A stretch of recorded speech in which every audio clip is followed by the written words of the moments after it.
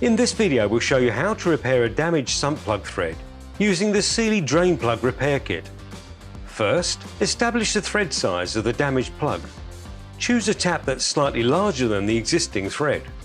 Mount the tap in a suitable tap wrench or spanner and lightly grease it. Introduce the tap into the damaged sump, ensuring that it enters in line with the hole. Rotate the tap until it begins to bite, and then advance it a half turn and back it off by a quarter turn. Periodically remove the tap and clean it to prevent a build-up of metal shavings being deposited in the sump.